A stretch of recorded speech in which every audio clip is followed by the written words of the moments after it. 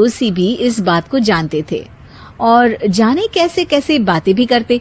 इसीलिए सासू माँ ने तीनों बहुओं को तुरंत अपने कमरे में बुलाया। मैं कई दिनों से देख रही हूँ, तुम तीनों अलग अलग सारे काम कर रही हो। ये सब नहीं चलेगा, तीनों को मिलकर ही काम करना पड़ेगा। सास की बात सुनकर एकदम से बड़ी बहू बोल उठती है। नहीं मम्मी जी, मैं इन दोनों के साथ कुछ नहीं कर सकती। मैं इस घर की बड़ी बहू हूँ, फिर भी ये मेरा कहना बिल्कुल भी नहीं मानती। अरे जेठानी जी, जानबूझकर मुझे डबल काम करवाती है आप। और छोटी मुझसे टेढ़े मुंह ही बात करती है। इन दोनों के बीच हमेशा सैंडविच बन जाती है मेरी, और मैं हमेशा आलू की तरह बीच में मसली जाती हूँ। मम्मी जी, इन दोनों को लगता है कि मैं छोटी हूँ तो इनके पैरों तले दब जाऊंगी, लेकिन नहीं, मेरा भी उतना ही अधिकार है जितना इन दोनों का है। बड़ी आई दोनों मेरी चुगली करने के लिए, मुझे क्या कम समझ रखा है। तीनों बहू एक दूसरे से बहस करने लगती है और सास दोबारा ये देखकर टेंशन में आ जाती है और सबसे कहती है, चुप हो जाओ, अब से तुम तीनों सारे काम एक साथ करोगी, आंख बंद करके एक दूसरे की बात सुनोगी। तुम तीनों इस बात को गांठ बांध लो, वरना अगली छुट्टियों में तुम्हारा अपना मायके जाना कैंसिल। सास की बातें सुनकर डर के मारे तीनों हामी भर देती हैं। जी मम्मी जी, मैं समझ गई। हाँ मम्मी जी, जैसा आप कहें। आप जो कहेंगी मैं वही करूंगी। तीनों बहू सास की बात को गांठ बांध लेती है और वादा करती है कि अब से सारे काम वो तीनों एक साथ मिलकर ही करेंगी। ये सब देखकर सास खुश हो जाती है और वहाँ से चली जाती है। नीचे जाकर वो देखती है कि घर में शर्मा जी आए हुए होते हैं। सास जोर से आवाज लगाकर कहती है, अरे बहू, जरा चाय बनाकर तो लाना, शर्मा जी आए हैं। सास की बात सुनकर तीनों बहू तुरंत किचन की ओर भागती है और चाय बनाना शुरू कर देती है।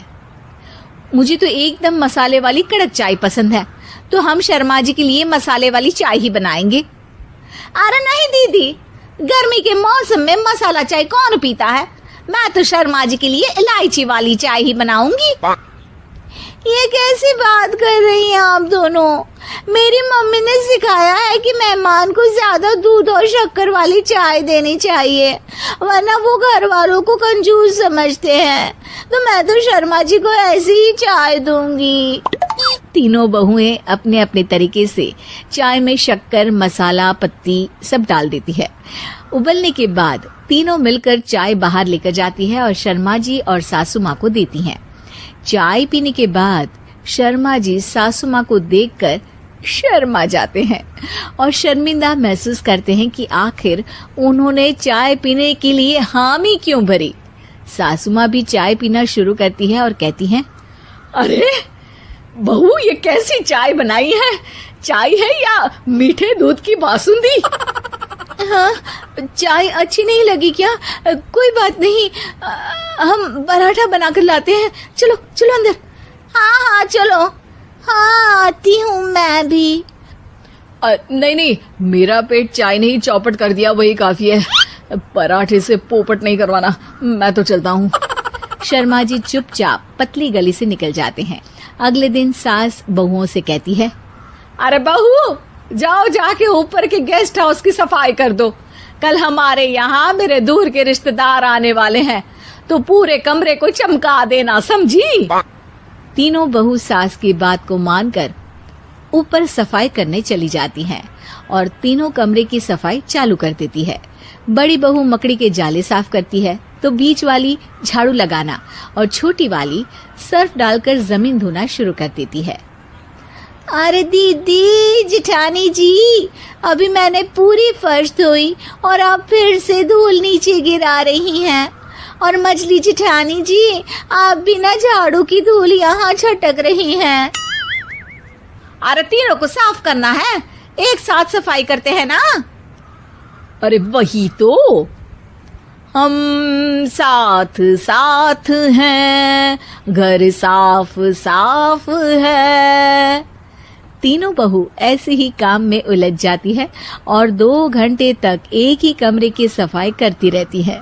बहुत देर से अपनी बहुओं को ना देखने के कारण सास ऊपर कमरे में उन्हें देखने जाती है, लेकिन कमरे में घुसती ही वो गीली फर्श पर फिसलने के कारण नीचे गिर जाती है। ओरी मोरी मैया, हड्डी मरोड़ के रख दी। आए मेरी तो कमर ही टूट गई रे। तीनों बहुएं सास को उठाती हैं और बिस्तर पर सुला देती है। अरे मेरे हाथ पैर दर्द कर रहे हैं, दबा दो आराम मिलेगा। हाँ जी माँ जी।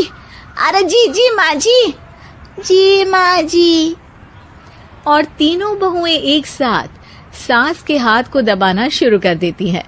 माँ की तो चीख ही निकल जाती है और नतीजा ये होता है कि सास के बचे हुए शरीर में भी दर्द उठ जाता है।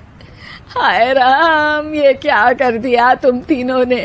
अरे मेरी तो किस्मत ही फूटी है कि तुम जैसी बहुएं मुझे मिली। हे भगवान, पूरे शरीर में दर्द बढ़ गया है। अब तो पता नहीं कि चल भी पाऊंगी या नहीं। माफ करो, मुझे गलती हो गई मुझसे कि तुम तीनों को एक साथ काम करने के लिए बोला। सोचा था तीनों मिलके अच्छे से काम करेगी, लेकिन बड़े बुजुर्ग सही कहते थे कि 3 तिगाड़ा काम बिगाड़ा। तुम लोगों ने ये बात ना आज साबित करके दिखा दी। तुम तीनों को तो समझाना यानी मानो भैंस के आगे भी न बजाना है। तुम्हें अकेले अकेले काम करना है ना, तो अब से तुम अकेले ही अपना अपना काम करो। तीनों बहुएं वहां से जाने लगती है। अरे कहाँ जा रही हो? आप ही ने तो कहा कि अपना अपना काम करो, तो मुझे मुल्तानी मिट्टी लगानी है। अरे मुझे भी तो नेल पॉलिश लगानी है। मुझे ना मेहंदी लगानी है। सास अपना सर पीट लेती है और कहती है, अरे मुझे भी लगाना है कुछ। क्या माँ जी? क्या माँ जी? क्या माँ जी?